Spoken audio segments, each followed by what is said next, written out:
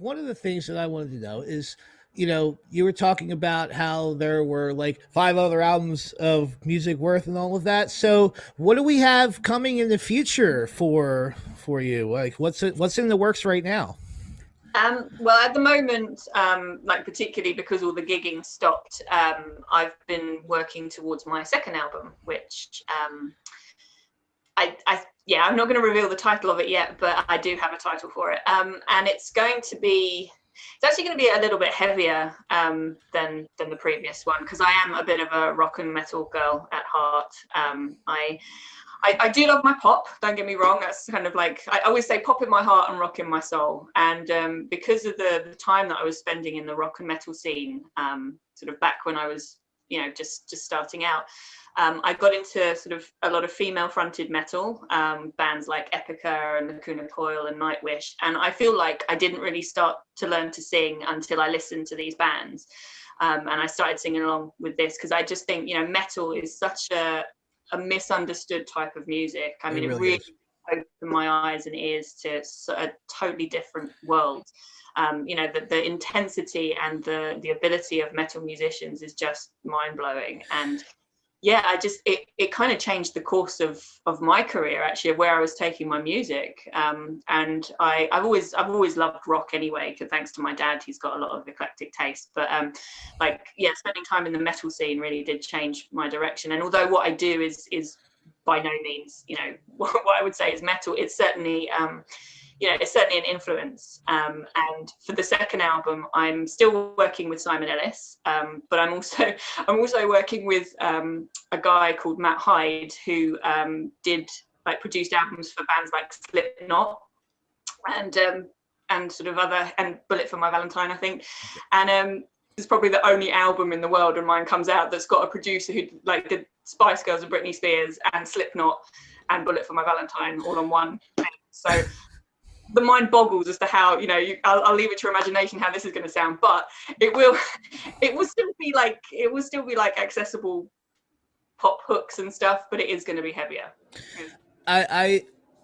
Fun fact about me, for those of you out there who don't know, I grew up playing in metal bands and very involved in my local metal scene myself. So I think that is just awesome. And you're talking about working with the producers that have worked with Slipknot and with Bullet for My Valentine, and these are bands that I would go see on a regular basis. And to be honest with you, I am really interested on how this next album is going to sound, especially due to that dynamic. Now, because you're going from one to the other, and it's almost to extremes, and I think that's like. It's not going to be anything as heavy as Slipknot by any means. I mean, I'm really lucky that the producers that I work with, they just let me, they trust what I come out with and they work with it. And they really, they always put the right, so I come up with the lyrics and the melody, and then we work on music together, and they kind of do the production of it.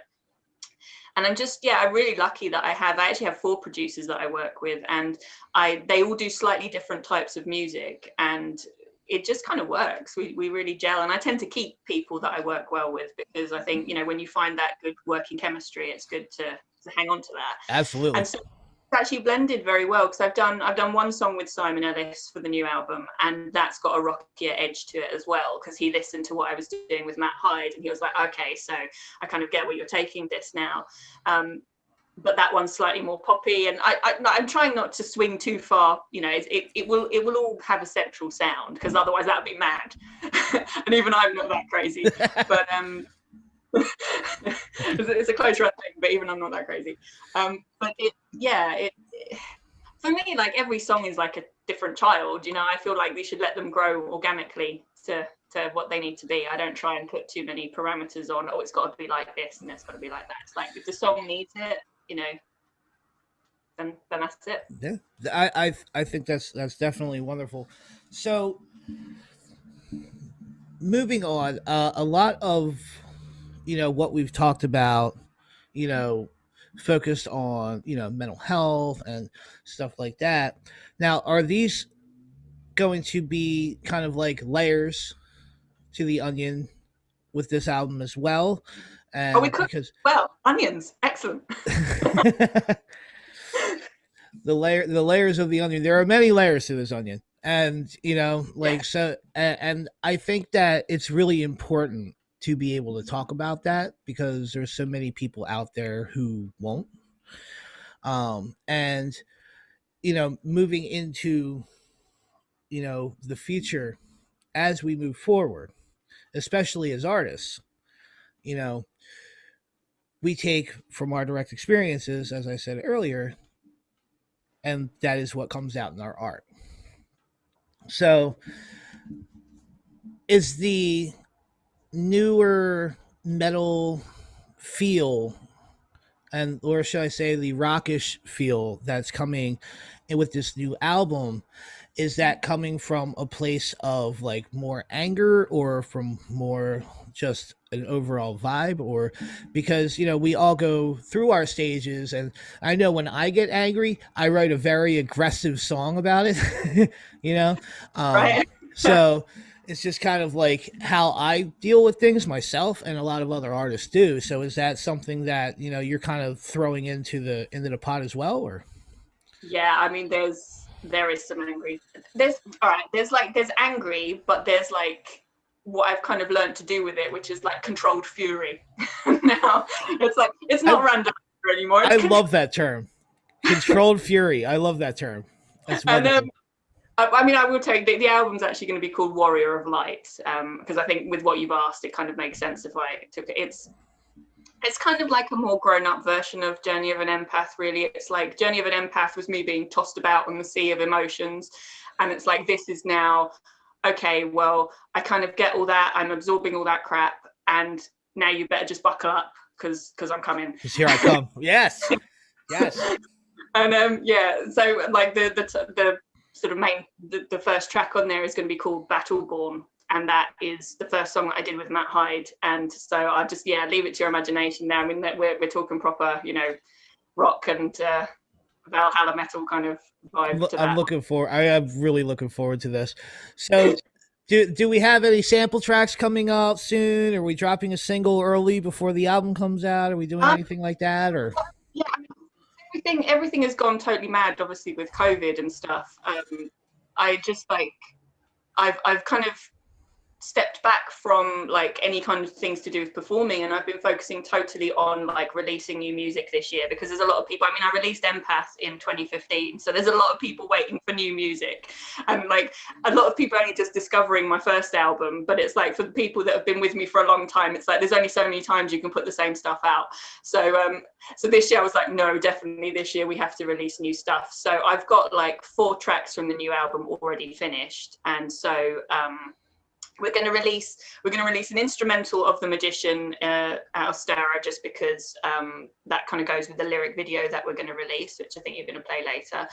And then in June I'm releasing a cover of Fleetwood Mac's Sisters of the Moon, but in like a much more like dance kind of modern pop feel, which has been very exciting. That's something that I just we have performed it, but like not this remix version, and I got permission from them to do it, so that was from their publishers to do it, so that's really fun. So that's coming up in June, and it's like the first new song for a while, and then after that we're getting into releasing songs from the new album. So where can people find your music right now? Then we have streaming services and all of that. How can people get a hold and get onto the Livia train and and ride along?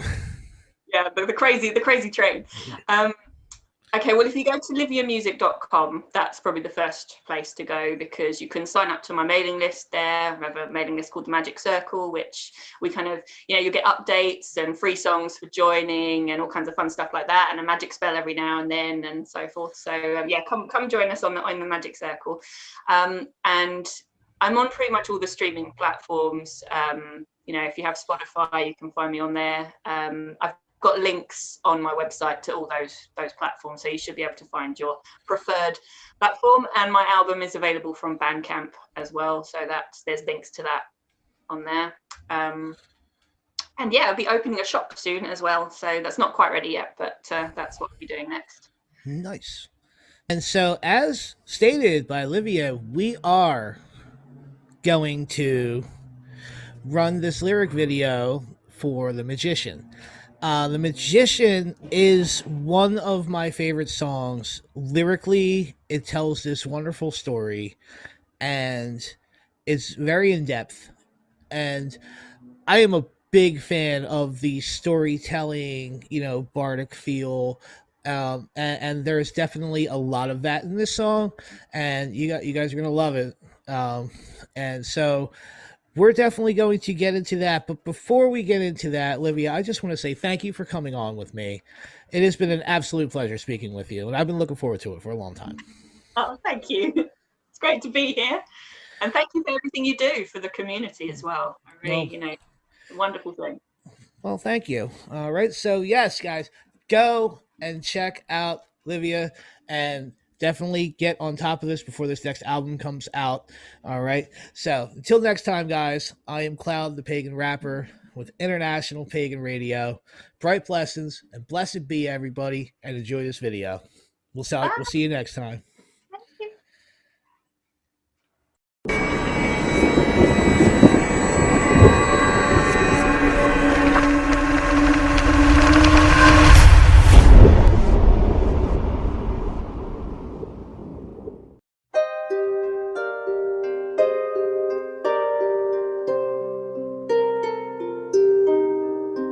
There once was a girl, a musician by trade, set out on a mission to sing come what may. She walked 1,000 miles, a direction to see, to find 1,000 answers for all she had seen. Some way along the path she came across a maiden, and finding herself lost, she asked for directions. Can you please help, for I can't find my way? The maiden looked upon her, and this she did say: the fool takes his chance, the hermit plays safe. Lovers crave romance in the stark of its fame. The magician always knows just which card to play, one step ahead and leading the way. Confused by her words, the girl hurried on. She tried to reply, but the maiden had gone. As she started to walk, the clouds seemed to fade. The mother appeared, and as she did say: the fool takes his chance, the hermit plays safe. Lovers crave romance in the stark of its fame. The magician always knows just which card to play, one step ahead and leading the way.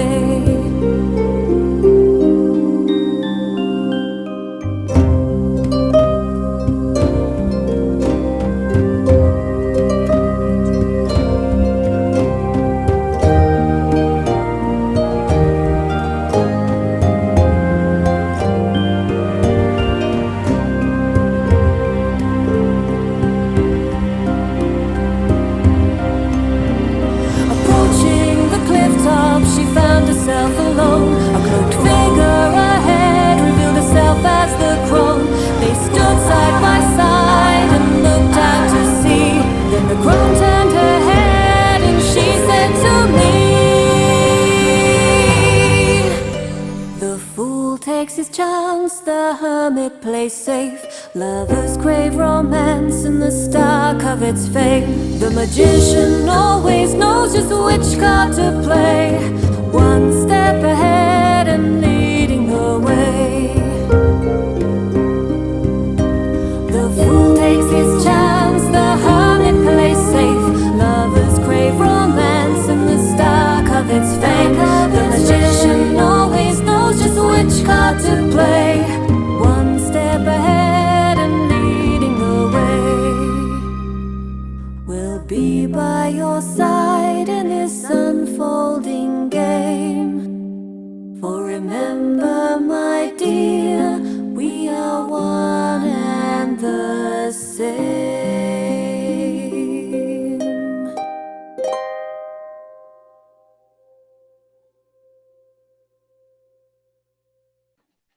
Thanks for sticking around, everyone. Cloud here, and I just want to let you know about our IPR shop, where you can go and purchase IPR merch and help support the station.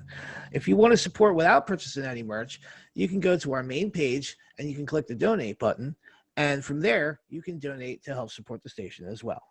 We also have advertising slots available for all you business owners out there. For an advertising slot, email manager@internationalpaganradio.com for more info. And thanks for listening to IPR, where it's all pagan all the time.